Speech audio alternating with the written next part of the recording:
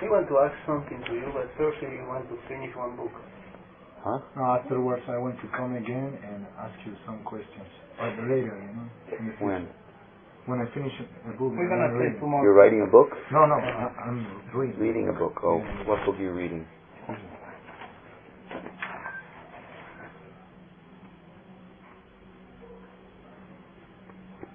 Well, you know, I don't want to do any offense, yes.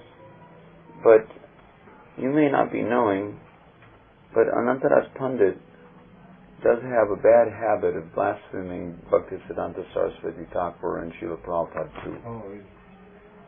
So for persons who are interested in maintaining their loving attachment to Śrīla Prabhupada and his sampradaya, it's best not to go to Anantaras Pandit. Okay. And as a matter of fact, Śrīla Prabhupada told to Padmalochan was the first one who came out with a book about Brajmandal Prikram called Chintamani Dham. So when he was compiling that book, he was going hither and thither to gather information from here and there and different people. And Prabhupada personally instructed, according to Padmalochan, who told me that Prabhupada personally instructed him not to go to Anantaras Pandit. Anantaras Pandit evidently was first initiated by Ananta Vasudev, who was a defector from Bhaktisiddhanta Saraswati Thakur. He admits that his first contact with Krishna consciousness was Jaiva Dharma, but then he rejected the book, saying that there were certain aspects of what Bhaktivinoda Thakur presented in Jaiva Dharma which was not accepted by the Siddha Pranali Sampradayic Mahants that he was currently associated with. Is any person in Radhakunda proper to approach? To associate with? I don't know. I really don't know. I go all the time, but when I go...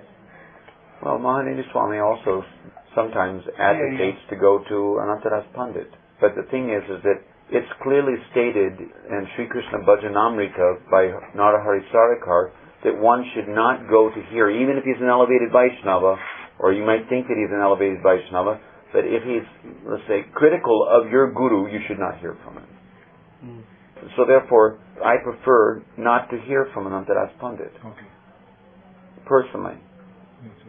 I have one book that was given to me, Vilak Kushamanjali, with his commentaries in it, but I don't particularly derive any useful information from his commentaries to start with that I couldn't get from just investigating the scriptures myself. So why put ourselves in the position of becoming obliged to someone who is against our Guru Varga, claiming that our Guru Varga is Apa Sampradaya, claiming that we have no bona fide Diksha Sampradaya, proclaiming. Due to his misinformation. He doesn't accept that we have a bona fide Guru Parampara, and he blasphemes Bhaktisiddhanta, saying things like, who is he to claim to be Acharya? Stuff like that. And saying in slight praise of Prabhupada to ISKCON devotees who've gone over to him, that, oh, Prabhupada has done good by your following Prabhupada, you gain enough sukriti to come to get the real thing from me. Because the real thing is not, so why hear from such a person? I didn't know this stuff. Yeah, that's the problem, is many devotees don't know this stuff. They're not familiar with what goes on in his ashram. All kinds of illicit sex, all kinds of garbage goes on in his ashram. Homosex, everything. And he's incapable of controlling it. So I've heard from ISKCON devotees who were close to me, who left us to go there to get something more wonderful, supposedly. So steer clear. My advice is steer clear. Okay. I do have Radha Sudhanidhi and Vilapa Kusmanjali, but I don't read the commentaries. I just read the chapter. Anyway, we have them from our ISKCON devotees. They've produced Radharasa Sudhanidhi. Yes, yeah? Yes, from Dasra Sutta. We don't need to hear from... Sometimes you find people like this, for example, then explain very sweet the pastimes and everything, but I understand. My question is, if the people make a parade, how we can write in this kind of way, like sweet and They can Anyway, anyone can put on a show. like movies. anyone can? Like movies. Oh. Mahabharata, Ramayana. I don't want to criticize him in any way, but if he's critical of Śrīla Prabhupāda and Bhaktisiddhanta, then I want to have nothing to do with him. Even Advaita, who's translated several different books, I don't want to have anything to do with him. Because Advaita is the one who's translated, but Advaita personally told to Mahanidhi Swami that he purposefully edited out the criticisms of Bhaktisiddhanta and others that were in the commentaries of Anantadas Pandit in order to make it more suitable for the presentation to his paying audience, namely the ISKCON devotees. Purposely edited out his criticisms. Because if the criticisms were not edited out, the ISKCON devotees wouldn't have anything to do with it. So therefore, in order to catch the pocketbook of the ISKCON devotees who were naive, he edited things out to make Anantadas appear to be more appreciable by the ISKCON devotees. I never met Anantadas Pandit. I saw him from a distance only once when I went to Radhakund one time. And, Hari Hari Bol. It's not that I'm not going to go back home back to Godhead if I don't get through the Pranali Diksha from Anantadas Pandit. Okay. You recorded that? Anyway, that's not good. That wasn't meant to get out. That's a personal conversation between me and him. You should delete that conversation. Yeah, I didn't came here to. I just asked. I didn't know this stuff. Somebody told me that when he gives you diksha, he reveals your manjari. Yeah, all these things. All these things, and then you can perform. How that can be immediately? But if you're not chanting Shuddhanam, where is that going to get you? If you're not chanting Shuddhanam, then the fact of the matter is that any perception of reality that you're going to have is abas. Okay. You're not going to be able to have the pure perception of your own Sarup even. What to speak of even the pure perception of Krishna? If you're not chanting Shuddhanam, you're not actually seeing the deity for what the deity is. Your seeing is a semblance of seeing. It's not real seeing. Vishayachadiya Shuddha Habiman. Kabe Habe Herorbo Shivandalan. So unless your heart is purified from material contamination, at least relatively purified, because you're not completely purified of all anarthas until you get your spiritual body. But even to get the conception of the spiritual body, generally from the stage of asakti, according to some, but Vishwanath says from Nishta. From Nishta, and Śrīla Prabhupada also says from Anartha Nivritti, meaning, the threshold of Nishta, that one can become, at that point, when one is freed from material contamination, one can eagerly follow in the footsteps. Eagerly means with lobha, genuine lobha. How do you know who I asked you the same question last time. No, you asking who is sadhu? No. Nowadays, how can I find where is the sadhu? It's basically the same principle. Sincerity. Yeah. How do you know? You'll know when you know. This anartha nivritti is up till it. What is knowledge? Knowledge means cognizance. Cognizance means chit shakti. So when you're sufficiently endowed with chit shakti, then you'll be able to know. Before that time, not only that, but when Krishna lifts the veil of Yoga Maya and reveals the things as they are to you, then you can know. Anartha nivritti, it remains up to the stage of Baba? No, Anartha Nivritti remains up to the stage when you're completely freed from any tinge of materiality in your existence. Just like the gopis who were locked in their rooms, they had not completed their Anartha Nivritti. They were in the Leelas of the Lord. They were hearing Krishna's flute. They were desiring to go for rasa dancing, but they were locked in their rooms. Why? Because they didn't have a spiritual body. To not have a spiritual body, to not have the fully actuated spiritual body with which to express the highest degree of prema, mahabhav. So if the group is not having option, then why is it the stage of Baba also one can fall down? Yes, it can be.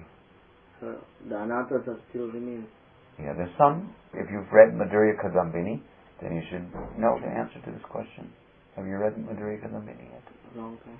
So then you read it again. You obviously didn't understand what you were reading. All the answers are there.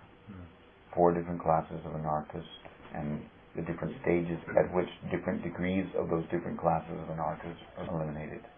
So you get the spiritual rupa when you are free from all the anarchists. But we have a dilemma. This fall down of the spirit soul. I agree with the Tapasta Shakti, we fall down and we decide, but we never been there. That's what you think. Yeah. That's why I'm talking about it here. So you can see. What they don't know is that before they were in that Tatasta Lok, they were in the Leelas of the Lord. Before. Tatasta Shakti is always Tatasta Shakti. When you go back home, back to Godhead, you're still going to be Tatasta Shakti. But you'll be endowed with Swarup Shakti. But the point is that Krishna cannot be confined within the grip of our fist. You cannot know the absolute truth in toto. Therefore, even though He's changeless, He can change. Even though things are impossible, He, by His own sweet will, can make the impossible possible. You have to grant Him that, because He is inconceivable. Achintya Shakti. The question is, we will or will not we?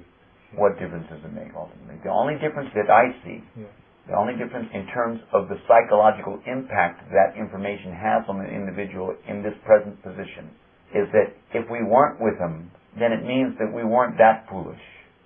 But if we were with Him, then it means that we were really foolish.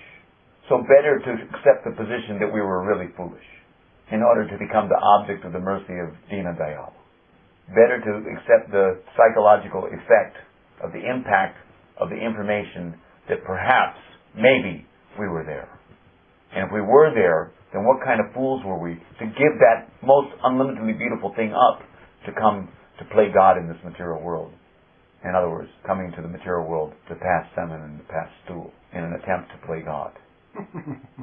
As if that's what God does, all day and night, is pass semen and pass stool. What kind of fools are we? Whereas if we want to say that we were simply manifest from Mahavishnu, forcibly glanced at Pradhan for the very purpose of impregnating the material energy in order to create a material world as a black background for Krishna's beatific leelas to be contrastingly manifest upon for His own delight. And we were for the purpose of making that facility for Him to enjoy in that way by being glanced out forcibly with hardly a chance of being able to make a choice between light and dark. 99.9% of the souls who are glanced at the material energy succumb to the influence of the material energy, attraction to Maya, thinking that he can be the husband of that energy, or the enjoyer of that energy, or the controller, etc. So that insufficient Chit Shakti in such a position of imperfection, how can you be blamed, practically, for his arrangement? So therefore, it's not my fault that I came here, really. Okay, admittedly, I could have chosen between light and dark, but how was I to know what I was getting myself into? Govindra Maharaj explained, if you don't have a guru who explains to you the real Siddha Deha, it's like no bona fide guru or something like that. So you don't know what. So my question is, did Gaur Govinda Maharaj ever explain to any of his disciples about what their Siddha Deha was? No. Even to date? In any dreams or anything? Maybe, I don't know all the disciples. Yeah, so then. But clearly you see when you read these books and hear the classes, some Baba is there. That's okay, but also I have differences with certain of his opinions about certain things. For example? Peacock feather on Lord Chaitanya to start with. Huh? Peacock feather on Lord Chaitanya. Pluma de pavo real en el Señor Chaitanya. Oh, he says in Gauriya they don't put peacock feather on Chaitanya. Oh, yeah. Because Not only that, but he has his own exposition of the reasons why he says that will that change Mahaprabhu's mood. That is improper. Devotees mood, Bhaktas mood. So how is wearing a peacock feather going to change his mood? That will change. How? That is Krishna. Huh? Krishna. Who? What? Mahaprabhu was in the mood of Radharani. So peacock feather means what? That's what I read, that. Yeah, so? it says, that he is the Lord, is the enjoyer, because Mahaprabhu was in Australia. Because if he wears the peacock feather, then it means that he's supposed to be in the mood of Krishna. Yeah. So my question is, that when Radharani wears a peacock feather, is she Krishna? Radharani wears peacock feather. And also Subal wears peacock feathers, and different devotees, so many different devotees wear peacock feathers. So when the devotees wear peacock feathers, does it mean that they're Krishna and they can't think of themselves as a devotee of Krishna? Or does it mean that when they wear the peacock feathers, that they're absorbed in the ecstasy of being Krishna conscious? That she's wearing peacock feathers in her braids to remind her of her lover Krishna? Gaudiya Math, they don't wear peacock feathers. Huh? Gaudiya Math, they don't put peacock feathers. That's their business. Yeah. But Śrīla Prabhupāda instructed to put peacock feather on Lord Chaitanya for the purpose of addressing the issue that Krishna is manifesting in Kali Yuga as Chaitanya Mahaprabhu, to preach that principle to the world. So for someone to come along as a disciple of Śrīla Prabhupada and try to deprecate Śrīla Prabhupada's instructions on the matter, saying that it's incorrect, then I have some issue with that. I sent a message back to Gaur Govinda Maharaj that, okay, if you want to say that putting a peacock feather is going to remind him that he's Krishna, then you should better stop offering tulsi leaves to his feet. Because the tulsi leaves are accepted by Vishnu Tattva. Radharani is not accepting the tulsi leaves on the feet. So if he's in Radha Bhav and you're putting tulsi leaves on the feet, then he's going to say, Ade, what are you doing? Don't you know I'm Radharani? Or can you understand also that Mahaprabhu is exhibiting a myriad of bhavas? Okay. Even Lord Shiva. Myriad means many varieties. Oh. Sometimes he's in the mood of Krishna. So certainly if he's in the mood of Krishna, he can wear a peacock feather. But even if he's in the mood of Radha, he can wear a peacock feather. In the mood of Radha, liking to circumstantially wear a peacock feather. Because Radha wears peacock feathers too. Another thing also, he says that, and Prabhupada says Jagannath becomes sick, and he says that is wrong, and Jagannath actually, they are, repainted and he is been captured. In his book I read that. The issue that Jagannath became sick, what Prabhupada says in CC, and he says that, that is wrong. But Jagannath is repainted, as mentioned in Padma Purana, whatever he quotes in his Thanks of Separation, Embarkment of Separation, that book. He's repainted? Yeah, repainted, and so that's why he's kept there separately, but the people, they take it as he's becoming a Sikh, but he's not actually Sikh. Anyway, are you going to be in the Bhav or not? The Bhav is that he's sick. Yeah, the Bhav is sick. It's like, who cares what the reality of what it is? The whole idea is to make them not feel the pain that Lord Jagannath experiences, or the pain that the devotee sympathetically experiences by Jagannath's eyes being scraped off and stuff, in order for him to get a repainting job. Because devotees don't want to see that. So then let the devotees think that he's sick. Better that, he gets sick after Snan Yatra, because it was too cold, and then he goes into seclusion to get well. And when he comes out, he's more bright than he was when he went in. No, I don't want to get into it, but you said that in Ananda Asbhava Ashram they are homosexual and illicit sex and everything, but he also ISKCON also. It doesn't mean anything. It doesn't mean anything, but all I'm saying is that something more. According to the devotees who went there, it's far over the top. Okay. Something more. Far over the top. More than Brahmacharya in Maya? I don't know. Anyway, whatever. Whatever. But the point is that so much for their Siddha Pranali. Where's their Shuddhanam? Where's their Anartha Nivritti? I don't understand why, for example, now Bhavananda start come back again to ISKCON. Let everybody come back, as long as they behave themselves like decent human beings. Why not? Why should I come? Okay, he can come back, but not in the position of leader. And everybody make obeisances. He is homosexual, no? Hare Krishna. This is my... it's not like I try to argue to fight. I want to understand. If someone cannot... we can't eternally condemn someone. Yeah. If we eternally condemn someone, then there's something wrong with us. Yeah. If we can understand that a man has actually rectified himself, and is progressing on the straight and narrow path of at least Vaidhi Bhakti, then we can give him some facility to... I have a question. If the person wants to come back because he make a mistake, but if he's supposed to be humble, no? Yeah. What happens if he's come back and so much false ego and starting again looking people? Then that's his problem. He'll suffer on account of it, fall down again or whatever. Yeah. I doubt seriously that they're going to give him the position of acting as a Diksha Guru anytime soon. No, they don't. No, Diksha Guru, but I see many people make obeisances to him.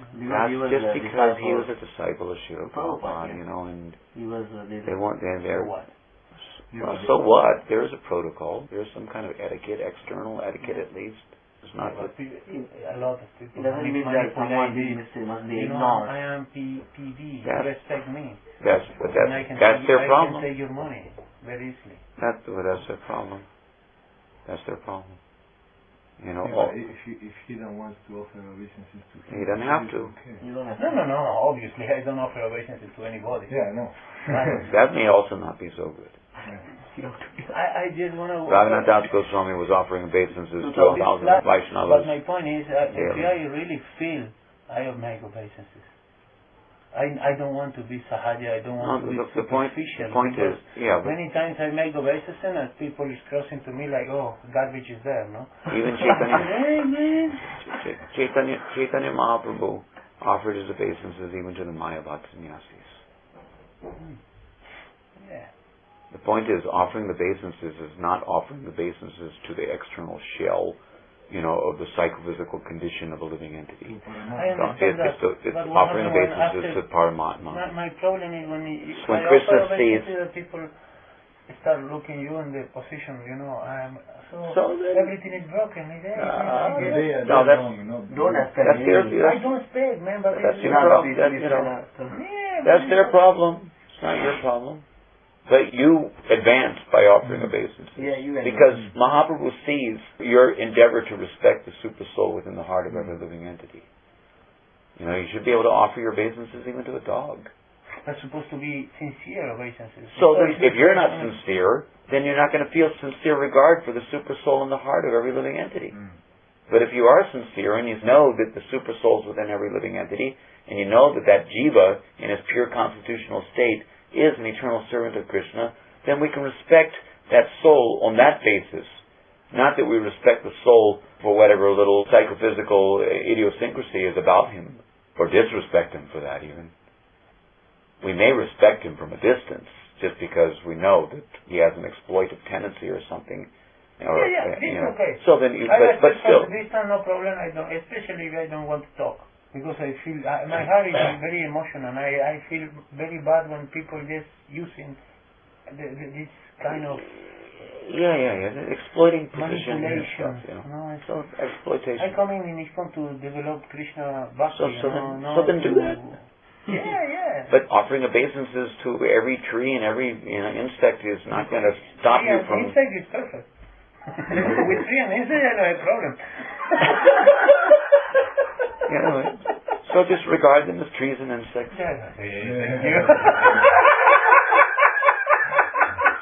At least give them that much credit. Even they may be worse than snakes, but at least scorpions or whatever. But an offering obeisances to anyone and everyone. Mahaprabhu sees that you're trying to practice the principle of humility. And even though they may be abusive, just like Rishabdev walked the world with equal vision as a Paramahamsa, but people were throwing stool on him and passing urine on him and spitting on him and this and that, did he care? No, he didn't care. Whatever, Hari Bol, see? Later, you get your just deserves. If they do aparad to another living entity by trying to abuse or misuse or exploit or condescendingly disempower you in some way or another, then that's their problem. They'll have to suffer the result of that. And but still, we offer respectful obeisances to the super soul in their heart, because after all, it is the super soul in the heart which has arranged the wanderings of every living entity into the purview of our consciousness.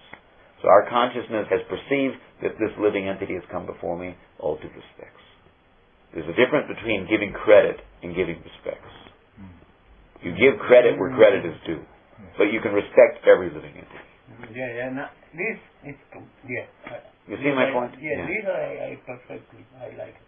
Yeah. But the other is making me No, but now it's different. Yeah, so don't think in those terms, because if you're trying to equate respect with giving credit, then we may not give much credit to anyone, but at least we can respect them for being part and parcel of Krishna, and actually an eternal servant of Krishna, seeing them in terms of their ultimate destination, instead of seeing them in terms of their particular idiosyncratic material entanglement.